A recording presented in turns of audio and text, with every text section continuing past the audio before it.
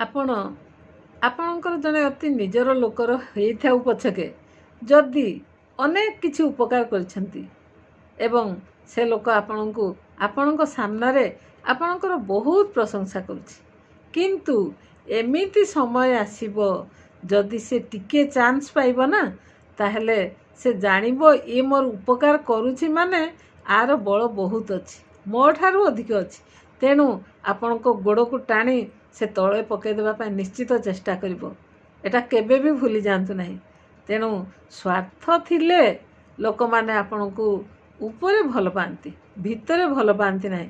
ଏବଂ ସାମାନ୍ୟ ସ୍ୱାର୍ଥରେ ଆଘାତ ପଡ଼ିଲେ ସେମାନେ ସମସ୍ତ ଉପକାରକୁ ଭୁଲି ଯାଆନ୍ତି। କେବେ ବି ସେମାନେ ମନେ ରଖନ୍ତି ନାହିଁ ଯେ ଲୋକଟି ମୋର ଏତେ ଉପକାର କରିଥିଲା, ମୁଁ ତାର କିପରି ଏମିତି କ୍ଷତି କରିବି। ସେମାନେ ସବୁକୁ ଭୁଲି ଯାଆନ୍ତି। ନିଜ ସ୍ୱାର୍ଥ ପାଇଁ ସେମାନେ ସବୁ କିଛି କରିବା ପାଇଁ ପଛେଇ ପାରନ୍ତି ନାହିଁ। ସେମାନେ ସବୁ କିଛି କରିବା ସମ୍ଭବ ହୁଏ।